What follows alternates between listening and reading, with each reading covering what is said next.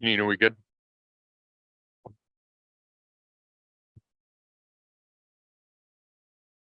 John Solak is not an honorary member tonight. John Solak is always an honorary. All right, ready? Good evening, everyone. Thank you for joining the Binghamton City Council for the work session, 6 p.m. Monday, 22nd of May, 2023. Please stand for the pledge. I pledge allegiance to the flag of the United States of America and to the republic for which it stands, one nation, under God, indivisible, with liberty and justice for all. For all. Clerk will call the roll. Madam Clerk. Councilwoman Resonetti. Councilwoman Riley is absent. Councilmember Friedman is absent. Councilman Burns. Present. Councilman Strawn is absent. Councilman Scanlon is absent, and President Scringy. Present. That is 3 here. Let it be known to put on the record until a fourth member appears, according to City Charter, Chapter 26, for quorum purposes, action will not be taken until a fourth member is present. This time, I'd like to ask Billy Goodson to join us for RL 23-114.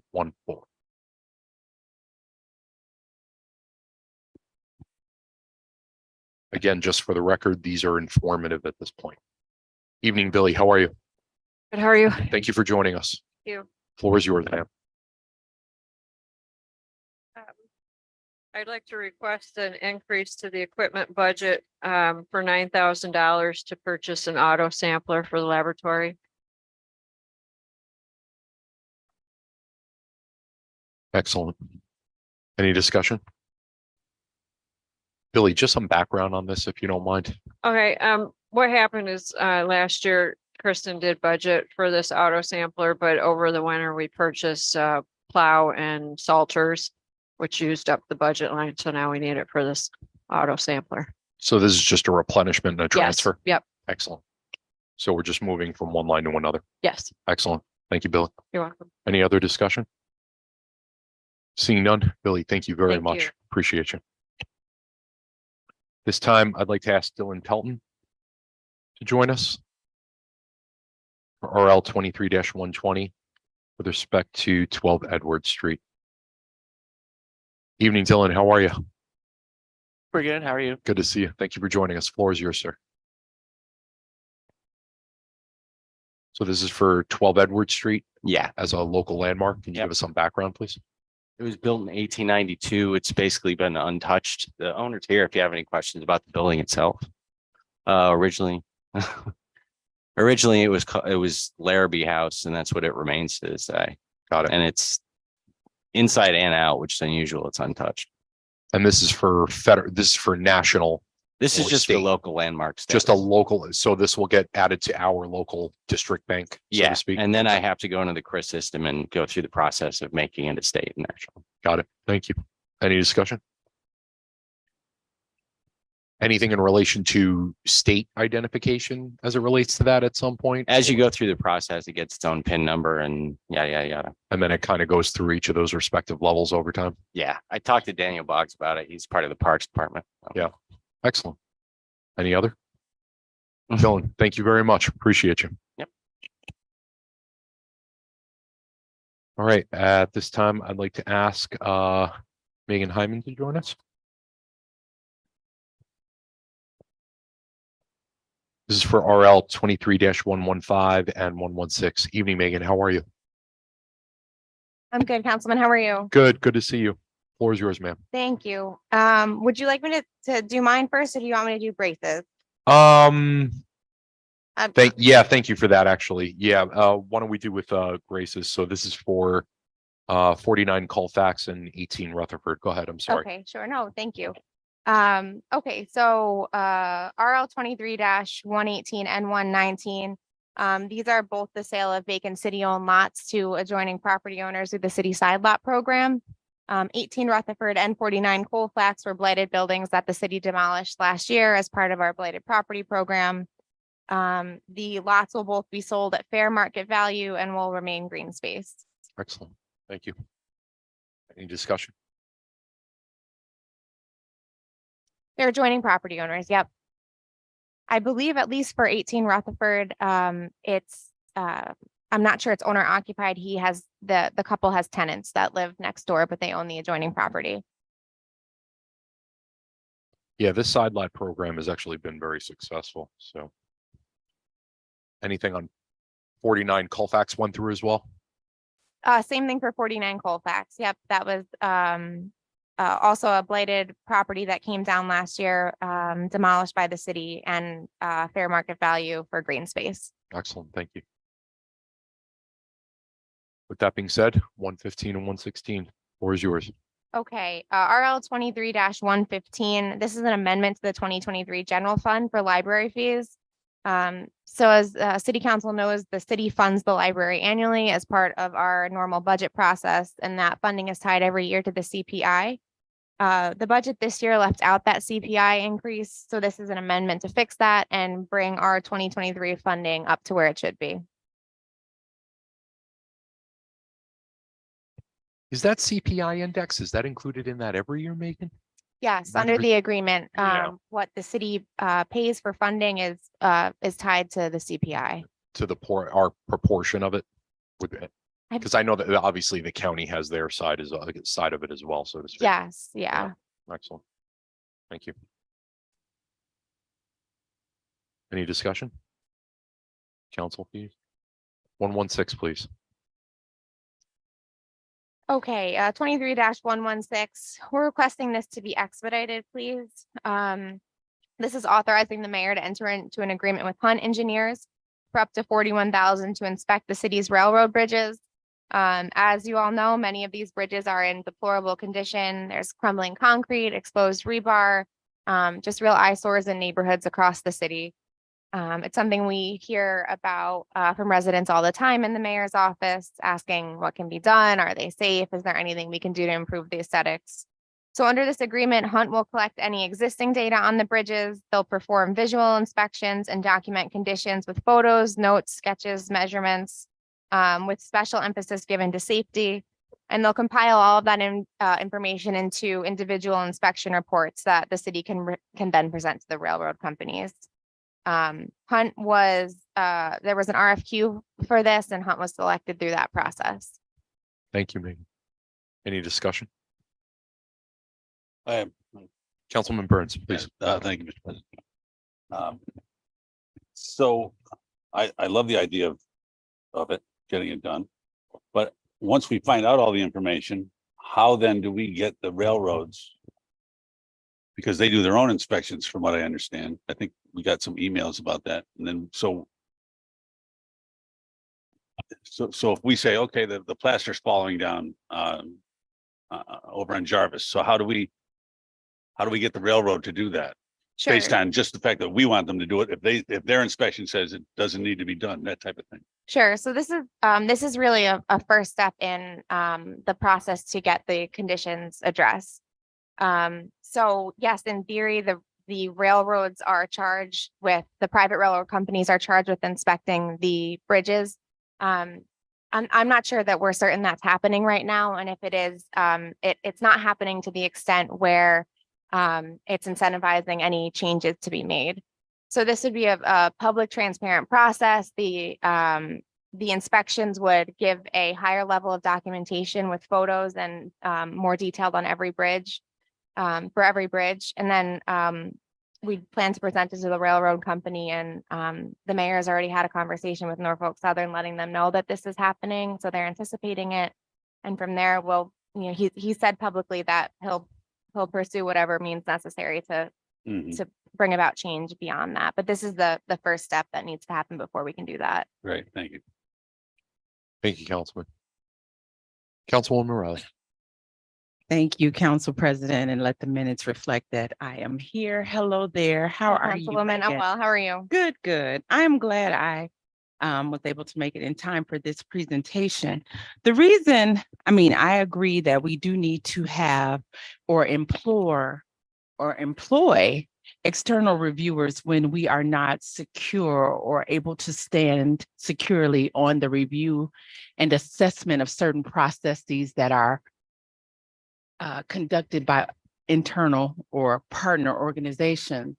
But earlier this year, for example, some of the council members brought forth legislation for an external reviewer for another matter the city was dealing with, just to ensure that another eye was a part of the process to, again, review internal controls, similar to what's stated here. It was stated at that time that it was deemed duplicative and an unnecessary use of resources. Are you familiar with the external review request or legislation that was submitted by What was it regarding? an external review regarding the mishandling of a community member right here on Howley Avenue? Okay, Right. And at that time, it was deemed that we shouldn't use an external reviewer, blah, blah, blah, because of duplicative services and unnecessary use of funds. So how are we, again, justifying an external reviewer in this case? And why is this one deemed more, I don't want to say deemed more important, but why now and why this particular process? so I think those are two very different, if I'm thinking of the situation that you are, I think those are two very different circumstances, and these are two very different types of reviews that we're talking about. With the railroads, there are no internal reviews happening right now. The city isn't charged with inspecting the railroads. Under law, it's the private railroad companies that have to do the inspections. We're not sure those are happening right now. So that will be part of what Hunt Engineering is tasked with doing, is compiling any data that's out there. And if those reports are available out there, we would expect them to be sort of just the very bare minimum that's required in terms of, are the bridges safe? And they're not going much further than that. So this is a much more comprehensive look at the aesthetics, look at each of the bridges and their conditions, and kind of compiling in a way that at least we haven't seen internally before, a comprehensive report to present to the railroad companies. Thank you for that clarification. And again, I probably missed this piece, but Hunt has, we selected Hunt based upon an RFP process, and they have examples of their submissions in other areas of the country. I was not involved in the selection process, but they were chosen as the most qualified firm through the RFQ. Thank you. You're welcome. I got one more. Thank you, Councilwoman Burns. Megan, do we know if, has any other city had luck getting the railroads to comply to this sort of thing? I don't know that, Councilman, but I will say that I think we've had the ear of at least Norfolk Southern a little bit more since the derailment that happened a few months back. So I think that the timing might be right on this. Any other discussion? Councilwoman Rosen. Just a comment, yeah, Yeah, I please. cannot count the times that, when constituents have brought that issue up, actually. And not just constituents, but folks, relatives, family members, friends coming into Binghamton from outside of the city and saying, my God, is this even safe? They look horrible, but are they even safe? So I'm very excited to see that we're finally, we're trying to do something to fix this. Thank you. Yeah, Megan, I'll add to this. I know at least for the first district, whether it's Glenwood, Jarvis, Emma, I can remember a few years back when the railroad bridge over at Clinton in Front, just the remake that had and what a difference that made. So I know with respect to the inspections that the railroad companies, as you correctly alluded to, are required to do, I believe they're 18-month periods. And I know that I've read in the past that there's it's odd because these inspections, there's almost something kind of bifurcating about them because there's an aesthetic side, but then there's also a structural side to them as well.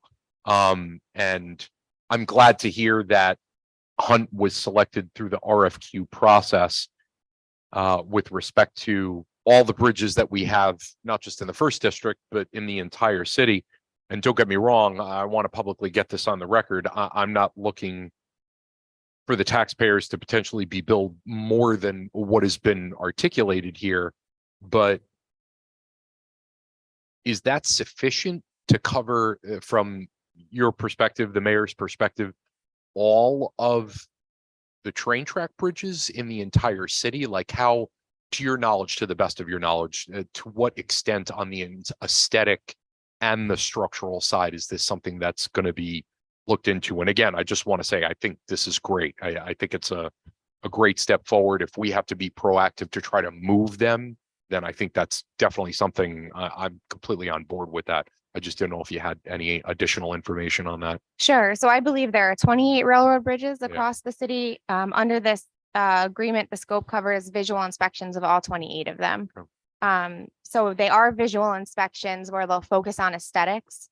But as you'll see in the agreement that's attached to the RL, those visual inspections will focus on the photos and measurements and notes will have an emphasis towards the safety, but they won't do any like no load ratings or any like true structural assessments. This is primarily aesthetics tied to safety in the sense that you're pointing out exposed rebar, you're pointing out crumbling concrete. Anything beyond that, once we hand that over to the railroad companies, I would imagine part of the ask would be to ensure they're looking at that too. Yeah, no, and I appreciate that because I think it's even worth noting, right? Is something that can even be aesthetically related can not just hit into something safety related, but potentially even something structural. I know, for example, the one over on Jarvis, I've had constituents tell me for fear of something potentially falling, even if it's a small piece falling onto their car, falling onto their windshield, that is something that potentially could even correlate to something structural down the road. Sure. So I appreciate that. So it's exciting to hear that they'll be able to hit all 28 bridges for that. So, and this has been asked to be expedited as well, correct? Yes, please. Okay. And that's just so that we're able to get the agreement signed and they can start the inspections as soon as possible. Excellent. Thank you, Megan. Is there any other discussion? Excellent. Megan, thank you very Thank you. much. Appreciate you. That will move on to RL 23-117. Madam Clerk, the floor is yours. This RL is for the Binghamton Pride Coalition to conduct fireworks. They have an event on June 10th, so we're trying to expedite it to get it approved so then we can actually send out their approval letter so they can have time to prepare.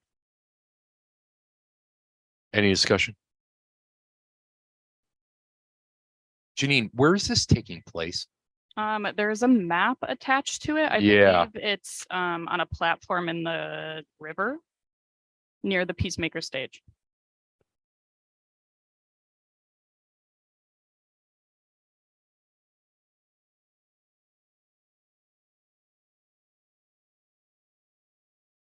There's on the map.